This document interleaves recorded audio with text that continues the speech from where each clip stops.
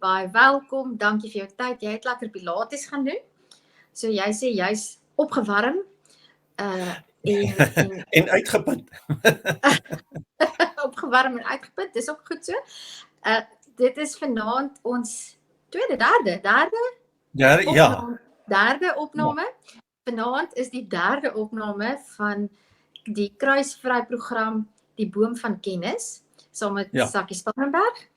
En ek gaan net die datum sê, vanaand is die 31ste Julie 2024, vir die mense wat hopelik in die toekoms gaan kyk.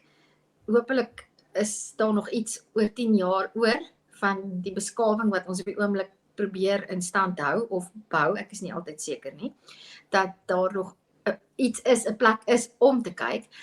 En vir die wat nou nie weet nie, ek weet nie of daar so iemand is nie, as jy onder 'n klip is of bly, hierdie afgelope Vrydag aand was dit die opening van die Olimpiese spele, die somerspele in Parys, Frankryk, nie Parys, Suid-Afrika nie. Ek is seker daarvan, Sakkie, as dit in Parys, Suid-Afrika was, sou dit 'n heel ander formaat gehad het. En die wêreld is in beroering oor die opening. Ek moet sê dat ek dit nie self gekyk het nie. Geen spesifieke rede nie, ek was net besig met ander dinge. Familie het dit gekyk, van my familie, en hulle het almal met groot lof gepraat. Daar was aspekte wat hulle nie so baie van gehou het nie, maar niemand in my familiekring het gesê dit was walglik of aaklig nie. Maar waar is die meeste terugvoer wat ek van mense wat dit gesien het die hele 4 ure lank, was baie positief en het gevoel dat dit die Engelse, ek kan nie die Engelse woord spectacular nie gebruik nie, maar nou klink dit vir my asof die volk dink dit is 'n spektakel. So in die lig daarvan is ons tema vanaand die uitbeelding, afbeelding, beeltenis, beeldmaking van gode.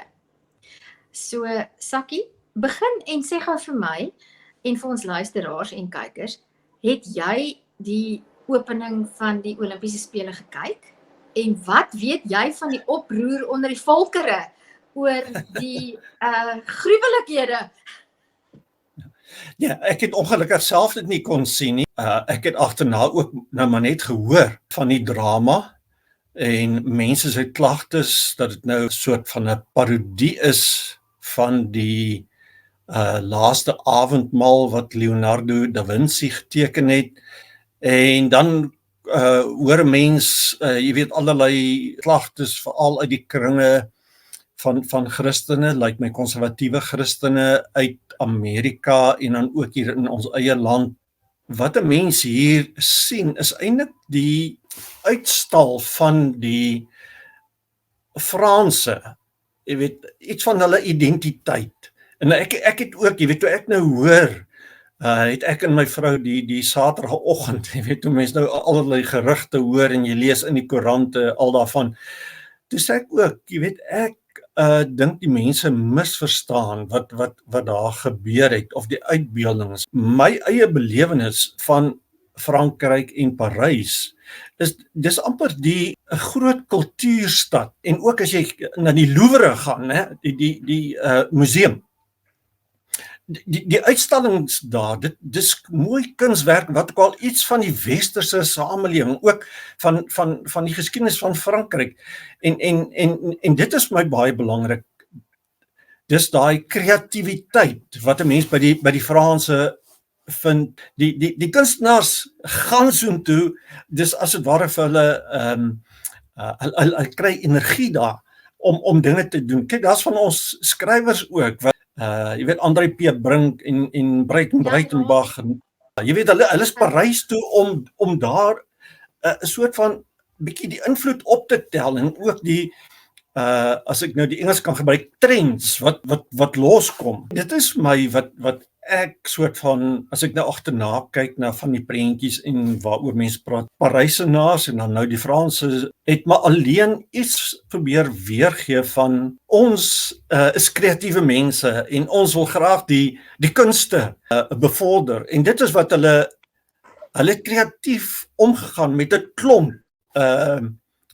dinge in die samelewing, soos onder andere wat ek nou ook na gekyk, jy weet, mense verwys nou byvoorbeeld na daar was ook 'n perd, nou dit is glo die ding van die Seine rivier wat daar deur Parys vloei, en dat mense nou, of daar's Christene wat dit nou verbind met die, ek dink is die wit perd, wat jy nou daar in Openbaring, en selfs daai toneel van die sogenaamde laaste avondmaal, daar was kunstkenners wat gepraat het, gesê, maar dit, hulle dink nie, dit was die fokus daarop om soort van die Christelike geloof te parodieer of wat ook al nie. Daar is ook ander uitbeeldings in die geskiedenis van so 'n soort maaltyd, ook van gode en so meer. Wat gesê, jy weet, die ouens kyk te vlak na hierdie tonele wat daar afgespeel het met die opening nie. Ons moet eerder verstaan binne die konteks van 'n vreeslike kreatiwiteit en 'n lekker omgaan met die geskiedenis, die kunste en ook dat hulle insluitend wou wees met mense, terwyl baie mense uitsluitend, weet, ons wil nie met gay en lesbiërs omgaan nie, weet, en vir my is die tragedie eintlik van die Christelike geloof is, iemand het gesê dit het 'n anti-humanistiese plek geword. Ja, kom maar verby. Nee, ek wil net sê, jy weet, en dis vir my wat ek voel eerder daar uitgebeeld is, jy weet, almal is by hierdie spele welkom. Ons sluit almal in, ons sluit niemand uit nie. Ja, dis vir my interessant, ek dink nou daaraan, toe jy nou so praat oor die beeldenis en die uitbeelding en kunste. Ek het in die gereformeerde kerk groot geword, die doppers, vir die wat dalk weet. Die hele idee van uitbeeldings van Jesus en so natuurlik, ons weet nie hoe lyk God nie, maar van Christus wel. Dis baie interessant, as ek dit nie mis het nie, dan dink ek iets soos die laaste avondmaal en die baie sterk, die skilderye en die beelde wat in die Katolieke kerk 'n baie belangrike rol gespeel het. Ook prakties, omdat mense nie kon lees en skryf nie, en baie van die verhale van die Bybel teen die mure van die kerk in skilderye en prente uitgebeeld is. Teen die tyd wat Luther en toe daarna hom Calvin en daai hervormers ingekom het, soos wat dit gebeur, het hulle baie keer ook, ons doen dit mos maar, die baba met die badwater uitgegooi. Wel, ek dink so, want as mens byvoorbeeld gaan kyk na die gereformeerde kerke, was daar 'n klem op geen beeltenisse nie. En dit het in die 90s en die 80s, toe ek jonk was, ons het byvoorbeeld, ek het nie met 'n kinderbybel groot geword nie. En een van die redes was, die NG Kerk se kinderbybel het prentjies van Jesus ingehaal. Dis vir my baie ironies, dat die Christene, die fundamentalistiese Christene, wat nou so verskriklik geafronteerd is, omdat daar sogenaamd 'n uitbeelding van 'n parodie, noem dit as jy dit dan nou so wil, van die laaste avondmaal was. Hulle sou waarskynlik die laaste avondmaal, as hulle kerkhervormers was in die 16de eeu, wat saam met Calvin en daai ouens gestem het, sou hulle waarskynlik, as daar 'n avondmaal skildery in hulle kerk was, sou hulle hom waarskynlik doodgeverf of uitgekap het, omdat daar 'n afbeelding van Jesus was. Jy weet, dis interessant wat jy sê, weet jy, terwyl jy nou praat, het ek ook gedink daaraan, daar bestaan 'n boek, dit het die Latynse titel van Biblia Pauperum. die Bybel vir armes. Dis Bybel in 'n pauper, vir die paupers. Popper. Ja, dis wat die Engelse naam Popper vandaan kom. Jy weet die evangelie soos ons dit in kort ken, jy weet van sondeval, verlossing, eindoordeel. Dit word so in verskeie bladsye word dit uitgebeeld, maar nou heel interessant, of daar's gewoonlik drie prente, 3 hoofprente op elke bladsy. In die middel prent is dan 'n fokus op Jesus, en dan langs aan is daar 2 uitbeeldings van gebeure uit die Ou Testament. Dis nou tipies tipologie. Daai ding van die Ou Testament bevat tipes van Jesus.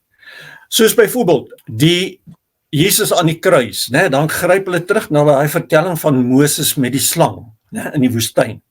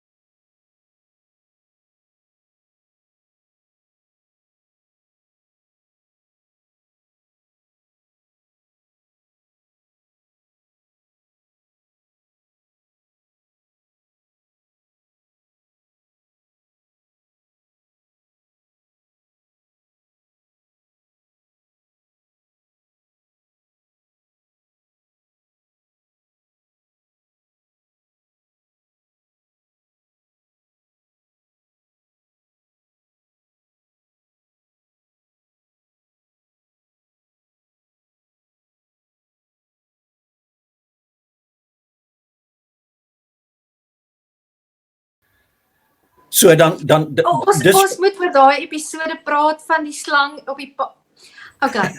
Van die slang op die jy weet ek bly in die Kaap. Ja, maar ja, jy weet mense praat snaaks in die Kaap. Ek wil nie sê van die slang op die paal nie, want mens weet nooit. Dit word word ek afgehaal van YouTube af en sê mense ek praat lelik. Want ek bly in die Kaap, ons praat Kaaps hierso.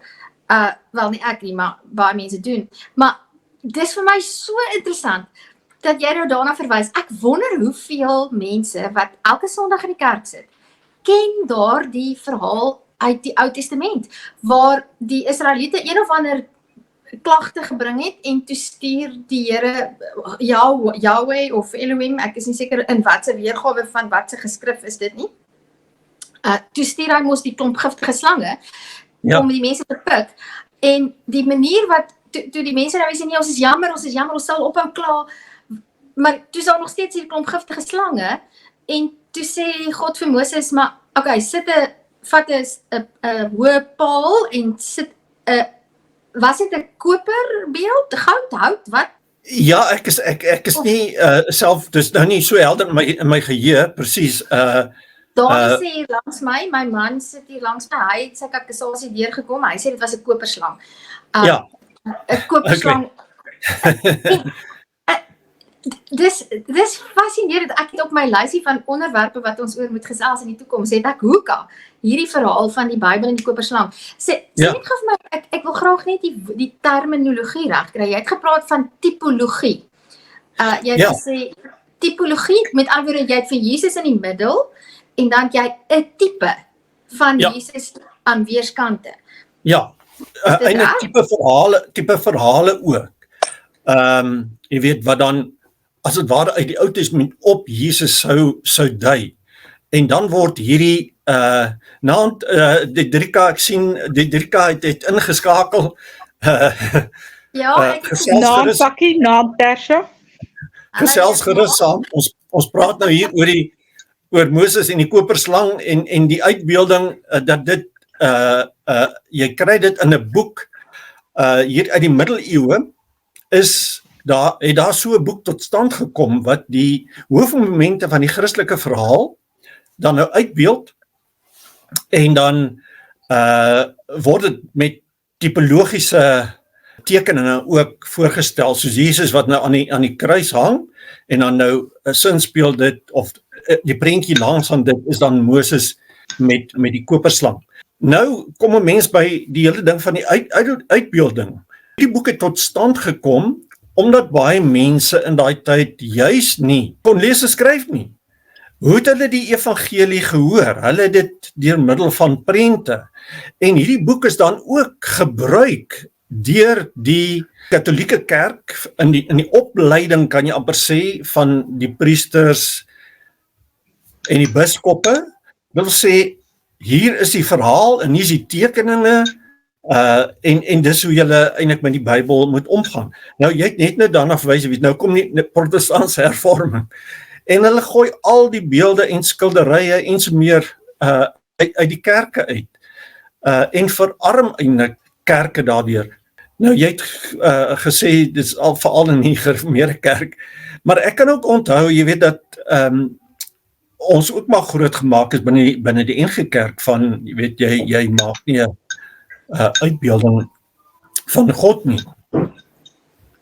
Maar dan begin 'n mens nou meer en meer lees en jy kom agter dat dit is tog nie waar as jy na die geskiedenis gaan kyk nie, dat selfs die Israeliete ook beelde gehad het.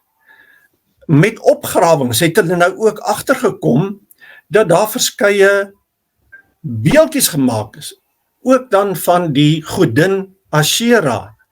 En meer het navorsingsforsers tot die gevolgtrekking gekom dat die Israeliete se godsdiens was nie monoteïsties van die begin af nie.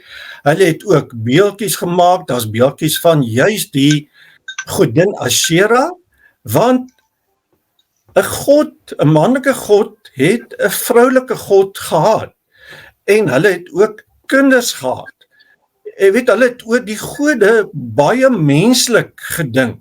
Die gode het in die hemel gewoon, maar daar waar hulle gewoon het, het dit baie gelyk soos wat dit op aarde is. Jy weet, 'n man en 'n vrou het tog kinders. So die gode is daar manlike en 'n vroulike God, en hulle het ook kinders. Opgrawings wat gedoen is by die stad Ugarit, so bietjie, ja nie bietjie, is heel wat noord, Libanon, Syrië, is hierdie stad, dis eintlik 'n groot hawestad gewees, is daar kleitablette uiteindelik ontdek, en 'n groot biblioteek kan jy amper sê, met kleitablette, en toe die mense hierdie goed begin ontsyfer, toe kom hulle agter, maar baie van die verhale hier vertel vir ons iets meer van die Kanaanitiese godsdiens, en dan besef 'n mens ook dat die Israelitiese godsdiens, as jy maar nou 'n bietjie tussen die lyne ook in die Ou Testament lees, soortgelyk. Jahwe 'n vroulike god gehad het, Asherah, en dan haar afbeelding was eintlik, hulle praat van boom, of dis vertaal in die Ou Testament as boom stamme of boomstompe, dit was haar uitbeelding, maar daar is dan ook klein beeltjies gevind, klei beeltjies. Ek het enetjie hier in my, ek moes nou net vroeër daaraan gedink het om dit net te kom wys, maar jy kan dit, as jy dit sou Google, sal jy 'n prentjie daarvan kry. Daar's verskeie sulke beeltjies. Ek wil vir jou vra of ons 'n aanduiding het van min of meer histories wanneer die Israeliete opgehou het om polytheïsties te wees. Ek weet Akhenaton was 'n farao wat groot omwentelinge veroorsaak het, want hy het die Egiptenare van hulle polytheïsme na monotheïsme toe vat vir 'n tyd, met Ra-wit Akhenaton die god gemaak. Dit was die songod. Ra was die, as ek dit nie mis het nie, was die enigste god, en hy was die verteenwoordiger van Ra. Dis 'n slim plan daai, nie? Nou, wat weet ons, waar is daar 'n, natuurlik sal daar nie 'n skeidslyn wees wat definitief is nie, want die goed gebeur mos maar geleidelik, maar het ons 'n idee min of meer wanneer het die Israeliete in hulle godsdiens daai oorgang begin maak? En daar was 'n tussenstap, en ek wil graag hê jy moet ietsie oor daai tussenstap sê. Ek kan onthou toe ek 'n jong kind was, as ons nou Sondag na die voorlesing van die wet geluister het, en daar word gesê jy mag nie beelde van ander gode maak en hulle aanbid nie. Toe het ek al vir myself gesê, maar dit beteken dat wie ook al daai 10 gebooie weergawe wat elke Sondag in die kerk gelees word, geformuleer het aanvaar daar is ander gode. Ja. Jy moet hulle net nie aanbid nie. Vertel net so 'n bietjie of ons kan weet wat die oorgang tydperke in histories was, en dan daai tussenfase van die polytheïsme na die monotheïsme. Vertel ons 'n bietjie daarvan asseblief. Ja, in kort kan 'n mens sê die Israelitiese godsdienst was polytheïsties. Daaroor is daar geen twyfel meer. In die begin was die Israelitiese godsdienst polytheïsties, dit wil sê daar was meerdere gode. Dan word uiteindelik vir Jahwe gekies. Daarom vind jy ook hierdie verskillende name ook nog in die Bybel, né? El en Elohim. Nou, juist die Kanaanitiese godsdienst, toe daai kleitablette ontdek is, toe lees ons daarvan El, Elohim en van Baal, en daar snap die navorsers dat Israel se godsdienst was inderdaad polytheïsties. Jy sien dit raak onder andere, soos jy gesê het, in daai formulering van die wet, jy mag nie ander gode aanbid nie. Nou, waar van die oorgang? Daar word gepraat van henotheïsme. Op 'n stadium begin Jahwe dan die oppergod, hy neem eintlik die plek van El in. Nou word Jahwe die oppergod, en dan word daar ook gesê, kyk, ons erken, daar is ander gode, maar vir ons is Jahwe die belangrikste een. Nou begin jy henotheïsme kry. Erkenning van ander gode, maar ons, wat Israeliete is, ons aanbid Jahwe. En dis daai geleidelike oorgang van polytheïsme vind ons 'n tussenstadium henotheïsme en henotheïsme gaan dan uiteindelik oor in monotheïsme om dan te sê nou erken ons nie meer ander gode nie. Vir ons is daar net die een en dit is Jahwe. Nou dit het hier rondom die Babyloniese ballingskap, daai oorgang. Gewoonlik word daar ook, as jy die godsdienstgeskiedenis van Israel bestudeer, dan word daar gepraat van die vroeë godsdienst van Israel, word daarna verwys as Jahwisme, die aanbidding van Jahwe. En Jahwisme gaan geleidelik oor na Judaïsme, eintlik vroeë Judaïsme. En die oorgang het dan plaasgevind hier so in die 7de eeu voor Christus. Ons lees van 2 konings, Hiskia en koning Josia. Byvoorbeeld in die tyd van koning Josia is daar in die tempel 'n boekrol gevind, en dit het hom bepaalde godsdienstige hervormings laat invoer. Nou, dis in daai tyd wat jy kan sê polytheïsme oorgang na henotheïsme. Ons moet net een God aanbid en dan hierdie God moet ook net in Jerusalem aanbid word. Vroeger het daar op verskillende plekke is daar tempels of klein tempels dan gewees, nie net in Jerusalem. Nou word Jerusalem die belangrikste een. Maar dan word Jerusalem nou vernietig met die inval van die Babyloniërs en die Judeërs word weggevoer en dis nou in die ballingskap wat die hele idee van net een God, want daar word ook die profete sê, maar jy weet, julle het in ballingskap gegaan, want julle het nie by die verbond gehou, julle het nie net die een God aanbid nie, en die ballingskap is dan God se straf vir wat julle verkeerd gedoen het. En dan begin die godsdienst van Israel meer en meer in die rigting van monotheïsme. So, jy kan sê hier in die 7de eeu begin daai neiging al, rigting, en dan na die ballingskap begin jy dan nou baie meer iets van 'n monotheïsme kry, en daarom praat geleerdes dan ook deesdae van die vroeë Judaïsme, en gewoonlik word dit ook gesê met die tweede tempel. En kyk na die eerste tempel van Salomo is vernietig deur die Babyloniërs, en na die Babyloniese ballingskap, nadat die Perse hulle toegelaat het om terug te keer na hulle land, bou hulle 'n tweede tempel, en sedert die bestaan van die tweede tempel, as 'n mens dan nou 'n datum moet gee, dan word dit gesê so hier 515 voor Christus, ja, so tussen 520 en 515 is daai tempel, tweede tempel voltooi. En daar begin dan 'n vroeë vorm van Judaïsme, begin die wette dan ook so belangrik raak. En dan ook hierdie wet rondom die aanbidding van die een God.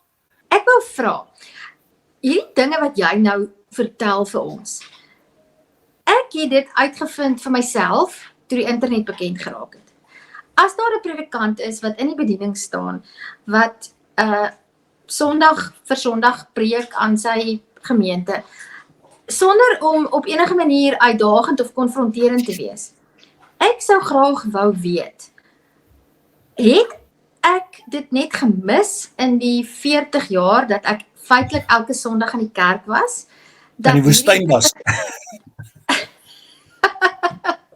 Dat hierdie inligting nie ooit vir my gegee is, dat die Bybel is baie meer genuanceerd, het ek dit net gemis? Word dit ooit in ten minste, kom ons sê, wel, in enige kerk, ek wil die fundamentalistiese, die tradisionele 3 Afrikaanse susterskerke en die meer charismatiese kerke, hoekom word dit nie deel gemaak van die verhaal oor dit wat ons glo? En ek sê ons glo, want ek het dit self geglo vir die grootste gedeelte van my lewe, en dit het my op 'n fantastiese reis gevat om agter te kom, die storie is 'n bietjie meer kompleks. Net jou persoonlike opinie oor hoekom dink jy word hierdie kennis wat tog sekerlik redelik algemeen aan mense wat predikant studeer ten minste bekend is, hoekom word dit nie gedeel met gelowiges wat in die kerkbanke sit nie? Kyk, eintlik moet mense ook maar geduldig wees met van die predikante, jy weet, nou in jou tyd en selfs in my tyd ook.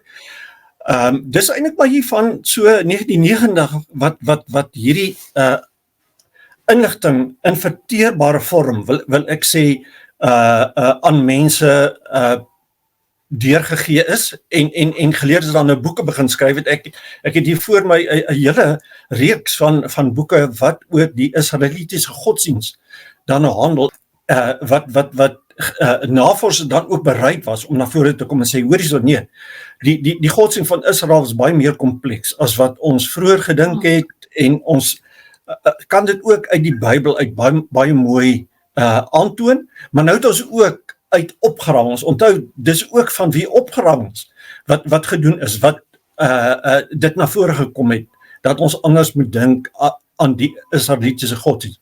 Die inligting word met studente deesdae wel gedeel. Ek weet byvoorbeeld van my predikantsvriende wat heeltemal deur is in hierdie inligting, van hulle het eintlik vir my gehelp om ook tot die besef te kom.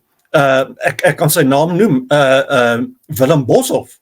Hy het in sy doktorale studie het gehandel oor die boek Hosea. Jy weet waar Hosea sy huwelik as het ware voorhou aan as 'n voorbeeld van God se huwelik. Of dan Jahwe se huwelik, né? Nou hierdie ontroue vrou, Israel is 'n ontroue vrou. En dit gaan eintlik in daai boek ook oor juis teen hierdie agtergrond van 'n God met 'n man, of 'n God wat 'n man is en hy het 'n vrou. As jy dit snap, dan kan jy eintlik sien dat jy al reeds hier in die Ou Testament by van die profete uit die 8ste eeu vind jy ook hierdie gedagte van meerdere gode. Ek wil net 'n baie interessante ding noem as ek mag. Kyk, nou lees ons van die slang waarvan ons net nou gepraat het, Moses wat die slang moes maak. Nou lees jy hier in Hosea dat daar gesê word dat hulle daardie slang wat nog steeds in die tempel aangehou is, dat dit vernietig moet word. Nou moet die Israeliete nie meer weet die waarde heg aan hierdie slang God nie. Maar Nou, dit hy beteken word dat genoem. hy nog steeds daar was vir daai Nee, wat ons eerder moet onthou is, dis verhale wat geskryf is, baie mense dink, jy weet, dat daai verhale van Moses is baie oud, maar van hulle is eintlik meer resent as wat mense aldag besef. Dus jy weet, die ontstaan van die eerste 5 boeke is baie meer kompleks as wat mense dink. Maar byvoorbeeld hier lees ons nou in Konings onder andere, sien ons dat daar was in die tempel 'n afbeelding van 'n slang. En hy word ook genoem Nehushtan, die slang wat aanbid is as 'n god. So daar sien jy al dat in die tempel was daar waarskynlik dan ook afbeeldings, waarskynlik ook van Asherah aanvanklik in die eerste tempel daar. ja. En dan eers met die tweede tempel word daar dan uitsluitlik, jy weet, nou net Jerusalem word die belangrike aanbiddingsplek en net een God, Jahwe, word aanbid. Dit is ongelooflik interessant. Baie dankie. Dedrika, is daar iets spesifieks wat jy dan wil vra wat ek nie aan gedink het nie, wat jy terwyl ons nou vir Sakkie hier nog vir 'n paar oomblikke het, is daar iets wat jy wil vra? ek het net gedink daaraan dat op 'n stadium was die vraag in die gemeente waar ek my bevind het in Vryheid, is God se naam dan Jahwe? En hoekom is dit Jahwe? Maar ek kan onthou dat die verklaring wat gegee is, een van ons predikante het 'n preek daaroor gelewer, was oor die spelling waar daar dan nou nie klinkers mag ingekom het nie, want God se naam was so heilig geag dat jy hom eintlik nie mag geskryf het nie. Is dit dan verkeerde inligting wat aan ons meegedeel is? Is dit doelbewus gedoen? Of is dit tog ook 'n verklaring vir die naam Jahwe of Jahwe? Hoor ek sê die Jode as hulle van hom praat. My vraag is dus, was dit verkeerde inligting of was dit die inligting wat tot die predikant se beskikking was? Ja, as ek daar mag antwoord, moet 'n mens ook onthou dat Hebreëus was aanvanklik nie met vokale geskryf nie.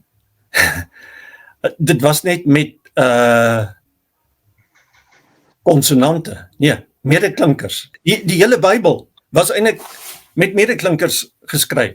So, dis waarom ons nie altyd weet, jy weet, die ouens wat nou later gekom het en die teks gefokaliseer het hom gefokaliseer. Nou dit was dan Jode gewees, so hulle moes vertroud gewees het met hoe die naam uitgespreek is. Nou word daar ook gesê dat omdat hulle, dit was inderdaad so, hulle wou nie hierdie naam uitspreek nie, Jode sal dit ook nie vandag. Joodse geleerdes sal wel praat van, jy spreek dit eintlik korrek uit Jahwe, en ons is regtig nie absoluut seker dat dit is hoe dit gefokaliseer behoort te word, want jy kan eintlik daai 3 of 4 letters ook fokaliseer as Jehovah.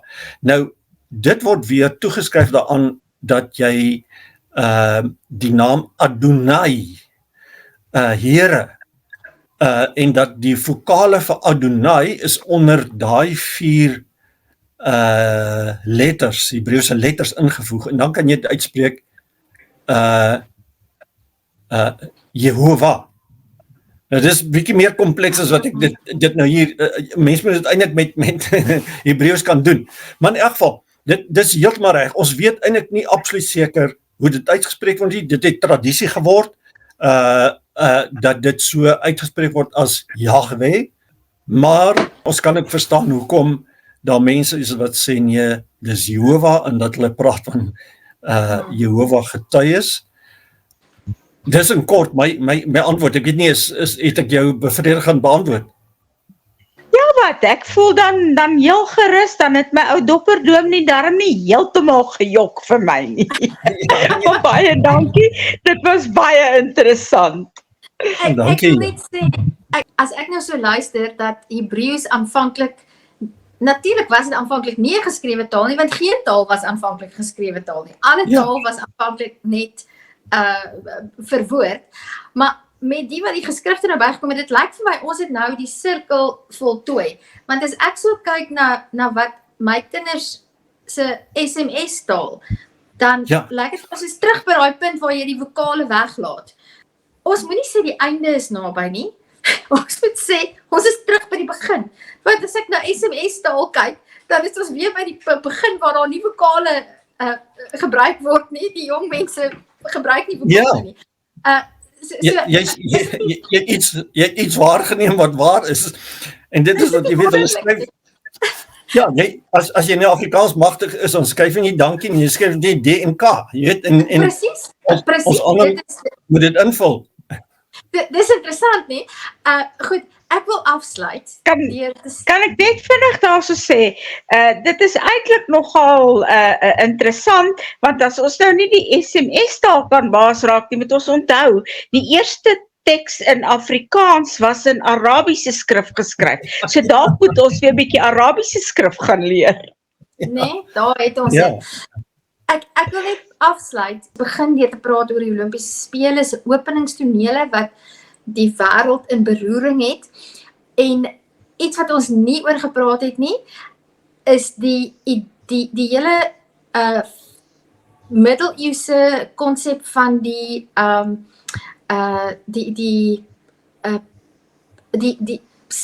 toneelstukke uit die Bybel wat opgevoer is. En daar ontgaan die woord my nou weer, die Engelse woord sit nou hier in my kop. Die passiespele. Nee, nie die passiespele. Kyk, die passiespele soos ek het verstaan, is net die uitbeelding van die kruisiging. Jy praat van hierdie omdat die mense nie kon lees en skryf nie, was daar rondgaande toneelspelers wat tonele uit die Bybel, Ou Testament, Nuwe Testament, alles die mekaar vir die mense opgevoer het. Dit was iemand asseblief tabloe. En ek weet, Chaucer byvoorbeeld, het in die middeleeue geskryf het, baie van sy verhale is ook gebaseer op daai toneeltjies. En ek weet uit my Engelse letterkunde studies van 'n klompie jare gelede, dat baie van daai spele was definitief redelik, kom ons stel dit so, as dit vandag moes opgeneem word en gebeeldsend moes geword het as deel van die Olimpiese Spele se opening, sou die volk en die wêreld ook in beroering gewees het. Daar was nie waarskuwings van lieg, vloek of steel nie. Daardie uitbeeldings sou waarskynlik vir die gemiddelde moderne mens absoluut skokkend gewees het. Visuele elemente van selfs die vroeë Christelike godsdiens het ons as moderne mense tot 'n groot mate verloor. En ek wil net vanaand se episode afsluit deur te sê beeltenisse, uitbeeldings van die God waarin jy glo.